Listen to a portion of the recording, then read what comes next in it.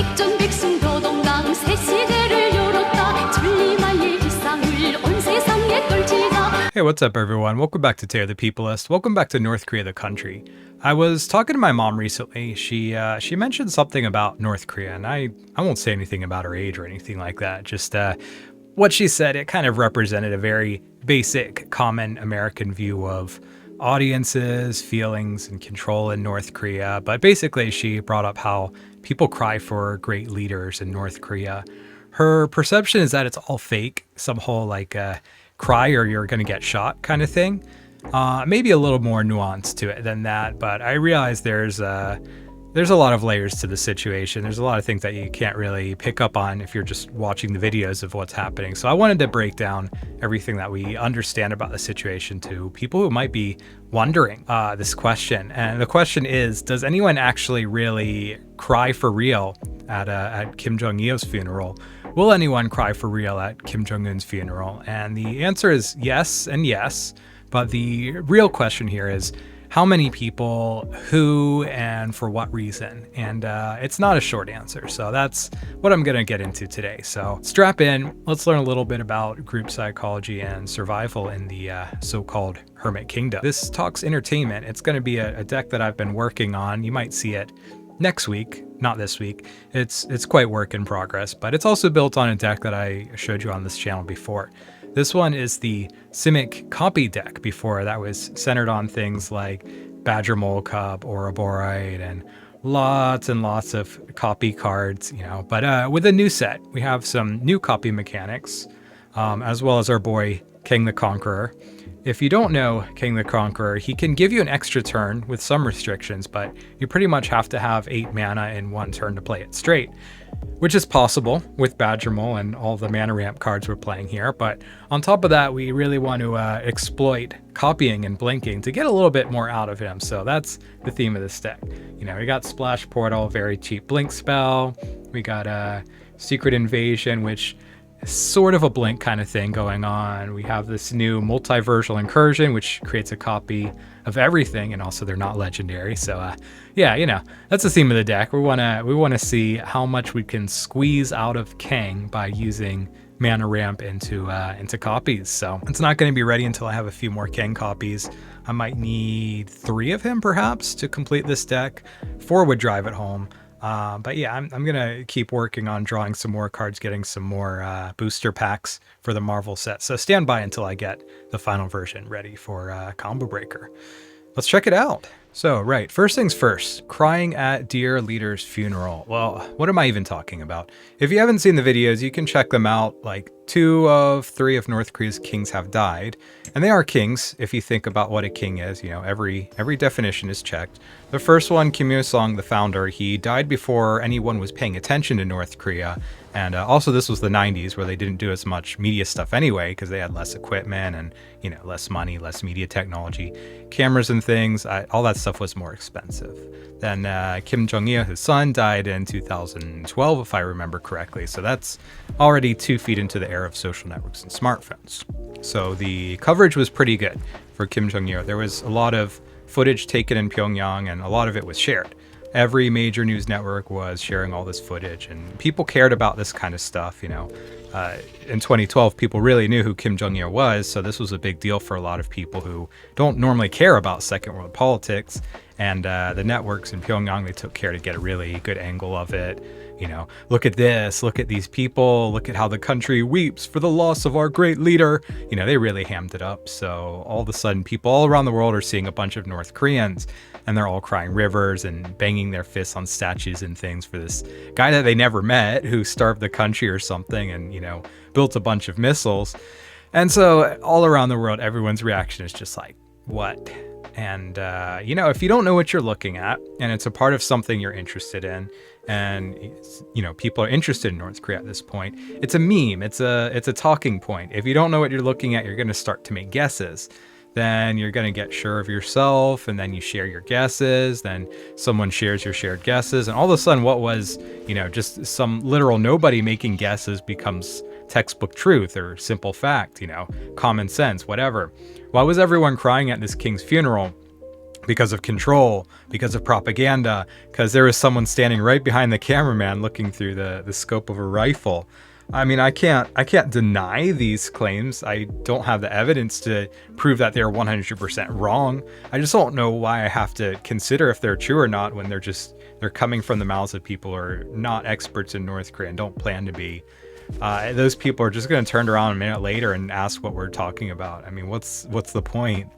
So in short, I can't say they're wrong, but also I don't see why anyone needs to worry about if they're right or wrong. They're not.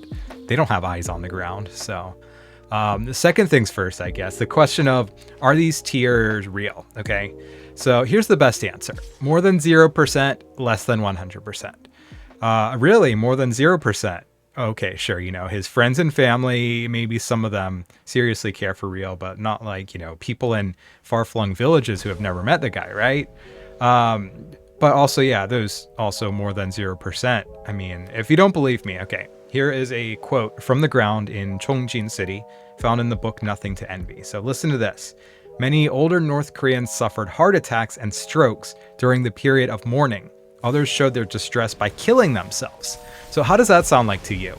People escape security officials by killing themselves? I mean, okay, the usual problem rears its ugly head. This is an account from someone who escaped North Korea. It's printed by a researcher in a book. One or both of these two people could be lying or, embellishing the story, exaggerating and adding fake details. That is totally fair of a criticism. If you want to take that route, fine. But then also you have to decide that everything about North Korea is unknowable, and thus you have zero reason to believe anything anyone says, including you yourself and your own thoughts. So if you want to be a completely blank slate on the matter, do that. I mean, I can't help you here because this is a lot of the information we use is kind of secondhand information when we talk about North Korea. But, if you're going to believe someone on the whole question of what is real, what is fake in North Korea, then at least believe the recorded word of someone who was there. And there are other accounts that will corroborate this, that make it seem more likely to be true. Now, let's talk about the part that you're going to want to hear, which is, the part you might want to hear if you don't like my whole balanced takes approach, which is what I usually do. Let's talk about the crocodile tears, okay? You wanna hear me bad mouthing North Korea or North Koreans, whatever. So let's start from the crocodile tears, okay? So you wanted to hear this? Yeah, they exist. All right, and if I had to guess, they're probably the lion's share of cases. I think the majority of tears are fake tears being shed. North Korean agents will say that they don't exist at all. Anti-North Korean agents will say that they make up close to 100% of the cases. And I'm going to say it's somewhere in the middle. Maybe 50%, 60%, just off the top of my head. Educated guess, but still purely a guess. The crocodile tears thing, it's probably not about someone with a gun aiming at the audience, to be clear. It's not quite that strict. What I mean to say is North Korean authorities, they're not sloppy. I mean, they are totalitarian. They have methods, but they're not comic book villains and they're not comedy characters. Their methods are a lot more boring. I mean, dystopia in general is a lot more boring than we like to think because life is just not a movie, right? We're going to talk about the North Korean system of control. And I want to emphasize that it is a very beautiful, intricate system, very intelligent. And I say this not out of appreciation for its effects on human beings, but I mean in an analysis of system and governance. The way it's put together, the way it's engineered is very impressive. A lot of governance in the whole world, it's just ineffective, especially when it means well. Just think about like the Jimmy Carters of the world and stuff like that. But North Korea, it has a really impressive system that is designed around one very specific goal. And that goal is to make sure that a Kim is in power, that he stays in power or she stays in power, and will get to pick whoever he or she wants to take the torch and keep that power going. So each of the three Kims has done very splendidly in expanding the system, but the OG original genius is the founder Il-sung, who really laid down an excellent system for the sons to follow. And I'm not going to give you a whole history lesson on how Kim Il-sung arrested and executed all of his opponents and he consolidated power. It's a really long story that the North Korean government does not want you to hear, but I will cut to the short of it And I will point out that he had a plan to really make sure that there was going to be no threats to his rule. He really was the most corrupt man in all of Korea in his day, and that is a very challenging title to earn in the middle of the 20th century, especially if you see what happened during Japanese rule and the next 3 decades of rule in South Korea. He made up a system of control which had at least 2 layers. So layer 1, we'll start there. Layer 1 is keep the elites happy and keep them from forming cliques, because the biggest threat to a dictator is inside the house. Look it up. At like 90%, something like that, of regime change happens with a coup. A gang of elites knock over the big dog. Layer 2 is what we want to talk about here today, and that is control of the population. It's a lot harder for the general population to start a revolution, but they will if you're not careful. I mean, that is what North Korea and its allies all are or were in the past, if we're talking about all the history of the 20th century. Lenin, Mao, Ho Chi Minh, also in the Western Hemisphere, in Cuba, many others who came out of nowhere. They gathered a following and they toppled an authoritarian leader. So Kim wanted to make sure that another Kim wasn't going to pop up among the people and aim for his head. And the whole system is worth talking about, but that has to go in another talk. I mean, there's too much to it. The cameras, the ceremonies, the self-criticism, the monitoring, all this surveillance of the public, all the system of control. There's a lot going on. It's a huge and intricate system, has so many different levels and elements. I can't really fit it into a 30-minute talk, so I'm not going to do that today. I'm going to focus on the general idea of social control. Social control, it's a powerful thing. Kim Il-sung decreed that there would be province leaders and city leaders and village leaders and classroom leaders.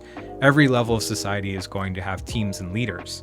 And all of these leaders, they each have an important job, which is to build a team of people and watch them, and to delegate responsibility, to make sure that each member of the team kind of has responsibility similar to the leader. So each team should be full of people who watch each other and make sure everyone does a good job. This mutual responsibility system here, or mutual surveillance as well. This is actually a really good style if you're running a workplace or classroom. I mean, even in a capitalist society, it's a good idea. It's like 101 for leadership and organization. It's not specifically a dictatorship thing, but the way Kim Il-sung designed it, it's a dictatorship thing. So the team members, they have to watch each other for signs of treason. They need to make sure everyone is in the right place at the right time. And if someone in your group starts saying something weird, you have to tell your captain, who's going to tell his captain, who's going to tell his captain, and then so on until it gets up to the top. And people often talk about this as a form of communism. That's not quite right. It's top-down planning, which is associated with centralization. But centralization is actually a part of every society. Here's what I mean. Find me a corporation in a capitalist country who doesn't have a CEO, a board, and several layers of management, teams, and reporting. Except when we talk about, North Korea specifically, instead of business people deciding if you get enough money to stay alive, it's members of the party deciding if you get enough food and housing to stay alive. Huge difference, right? I mean, is that communism? I think it's a little bit beyond the point to worry, because we have human lives to focus on. The name of the system, the label of the system is less important than, what's actually happening. And we have to talk about how this group responsibility thing makes it impossible for people to express their basic rights to thought and survival. I mean, there's a little bit of comparison between North Korea's history and maybe the USSR, but I don't know. If we look at other societies that are ostensibly communist, I don't know if any of them has a level of big brotherness that really compares to North Korea. I think North Korea, it has its own system, the Juche system and all that. It really built itself, even with some inspiration from other countries. But this is what it comes down to, the basic right to thought and survival. Wrong think and wrong speak. Again, the big brother talk, right? People are watching you. People with as little and as much power as you do. You don't want to look suspicious to the people around you, because all kinds of bad things can happen to you. Execution, maybe not, but I mean, more parsimoniously speaking, things that are more clear and more obvious to us. You need a promotion, you want to send your child to a good school, there's a lot to lose. You want to maintain your social reputation because that's going to have a big impact on your future, on your family's future. Actually, this does sound like capitalism, but never mind that. The important matter to talk about here is human rights and team responsibility in North Korea. So if people are watching you to make sure you do the right thing, what comes next? Well, looking good in public, of course. You know, if everyone's eyes are on you, you wanna look like a model citizen. So if the top of the top, you know, King Big Dog Bing Kim, he has a funeral, then you better be the first on your block to cry. Because you'll get shot? No, probably not. But because you're gonna look bad. I mean, why worry about looking bad when you can worry about looking good? You're the first on your block to cry. You cry like a fire truck. You wail like an ambulance. You bang your fists on statues and you scream, "Oh, dear leader, how I wish to be in your warm embrace, your hot, steamy grip, your sweet touch with all its little secrets and burning passion." I mean, all right, maybe the team leaders are going to get grossed out. Or maybe you'll get promoted. You know, it's kind of a coin toss. But hey, you want your son to get into Kim Il-sung University, so you go full croco mode. We could possibly speculate some other reasons for these crocodile tears. I mean, I could give you some more details on how people cry, like how they shove sticks and dirt in their eyes to bring out the tears or whatever. But I don't know. I don't think that changes the story. It's all just images. I think that's part of the sensationalization of North Korea. And I don't want to sensationalize North Korea. I just want to talk about the reality of it. We have the reasons why people make themselves cry. It's really not that complicated or surprising, so long as you understand that people want to look good in public. It's a very simple and universal idea. No matter where you are in the world, people want to look good in public. What's really more complicated and interesting is why people cry for real, and they do cry for real. That's the next part of our talk.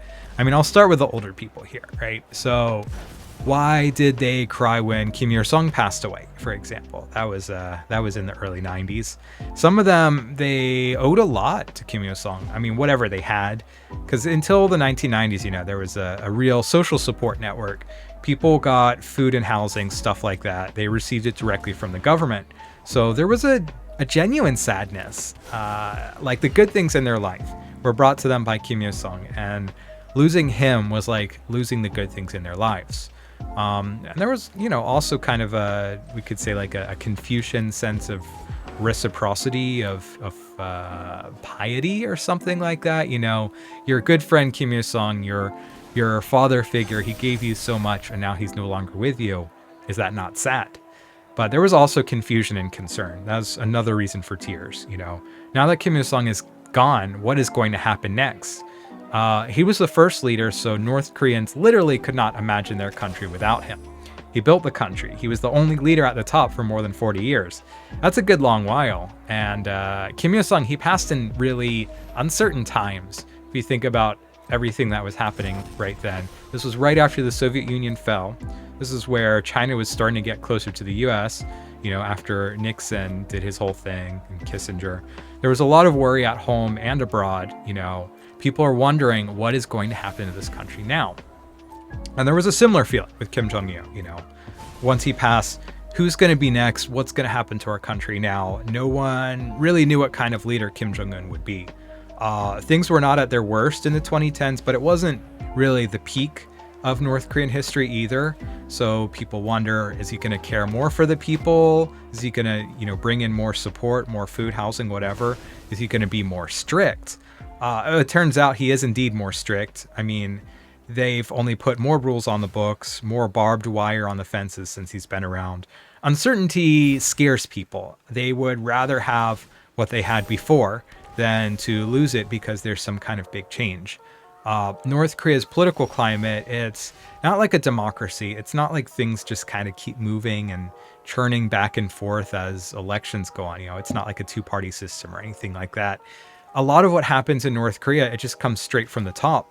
I mean, maybe the entire system, it comes from all the top. So it's a big shock to the people of North Korea to be pulled away from this kind of thing. I mean, right? So we also have to talk about the young people and how they see this stuff. I mean, the old people have their lens. The young people have a different lens too. So part of it is uncertainty. Part of it is something a bit more. And I want to kind of explain this difference. Old people, they know how much of the show is a show. I mean, so they don't know 100%, but they know that it's not 100% real. They know that a lot of it is just lip service propaganda productions, whatever. They're much better at sniffing out the nonsense. When propaganda comes on TV, they listen with half an ear. They're not stupid. They've seen the old days. They're not going to do the whole, we've always been at war with Eurasia routine. They know when history is being rewritten by the speakers.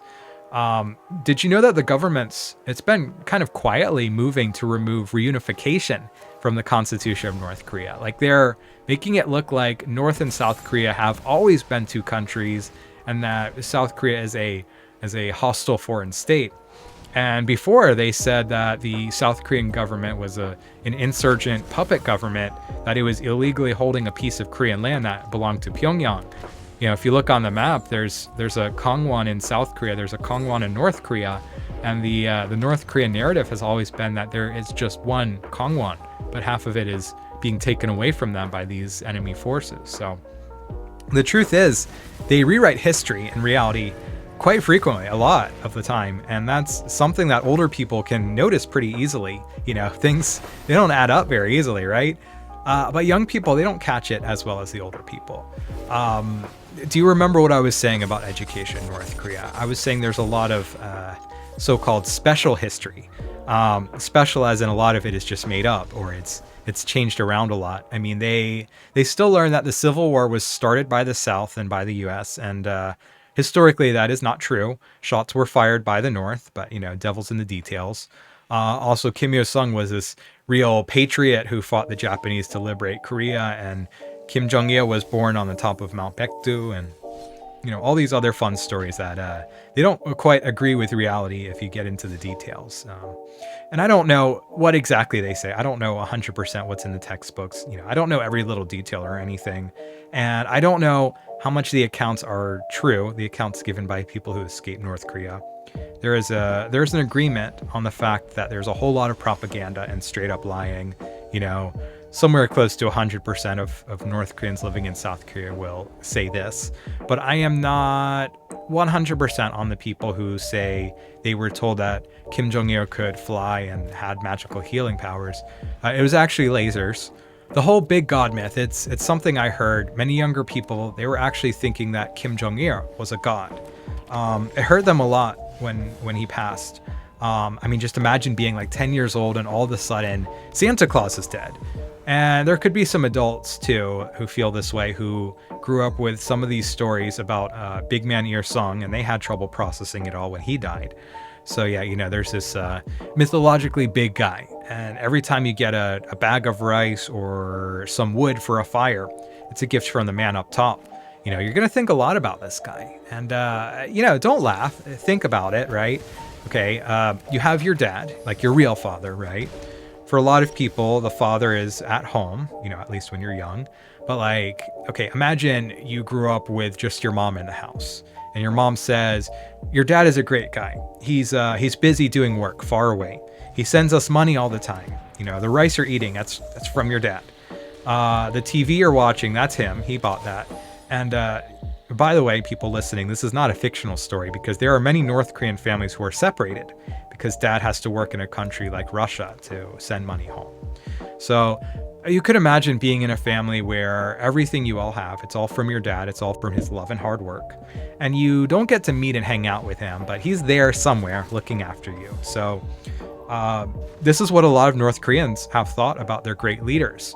Is he in the room? Are you good friends with him or something? No, but he is this real guy. You're pretty sure that he's real. You've seen him on TV, and he sends you all this awesome stuff. You gotta love him.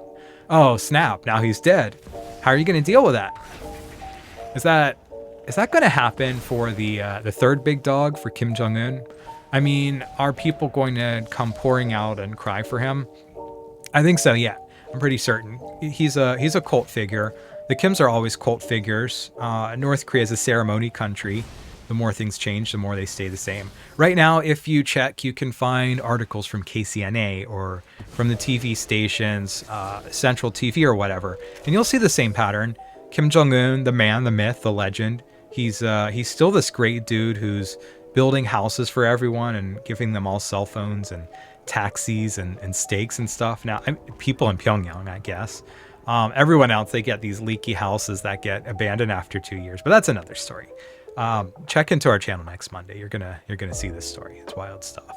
But I do want to say ceremonies are a thing. Whenever some big local project gets finished, like a hydropower plant or a factory, a local farm, a village housing project, whatever, they do a ceremony, a completion ceremony, opening ceremony, welcoming ceremony, whatever. They love ceremonies for finished developments, and they always have organized applause. Yeah, it's organized. Everybody, please clap in 3, 2, 1, and everyone has these signs that I'm sure they made themselves saying, "Thank you, great leader. You're the best." Cheerleaders with tramp stamps of Kim Jong-un's face, dancing out, doing backflips. You can imagine. So the sense of ritual, it's there, and people are definitely going to carry that ritual when he finally chokes on a bagel. So just bet on that. To wrap it up, all right. What we've learned today is that North Koreans definitely do cry for leaders. And sometimes it's fake because they're worried about appearances and because they want to make it very clear that they're a part of the team, that they share the culture, that they understand how important great leaders are, and they don't want to show any disrespect, keeping face and all that. Sometimes it's real because they're stressed and they're worried that the country is about to flip upside down, or, maybe just because they see people around them freaking out, so they freak out too. There's nothing more static, more permanent in North Korea than the leader, but sometimes the leader just goes. Sometimes it's an earnest belief that the great leader has improved everyone's lives, that he's been looking out for everyone, and he really does love everyone. It all comes down to a sort of idol worship. So what will happen when members of BTS pass away? Can you imagine what people are going to do at the funeral of these beautiful young boys that they've never met in their lives? If you can imagine that, if you can imagine how the idol worship for K-pop idols plays out, then you can probably imagine real tears for North Korea's leaders. One way or another, it is real human beings reacting in the most appropriate way they might imagine. Sometimes it's not even something they think up. Sometimes it's just like a gut reaction, an instinct, It's people reacting how you would expect them to react when something big comes and changes their lives on a mass scale. So that is all I want you to understand. Just pay attention to the lives of real people and keep peopling.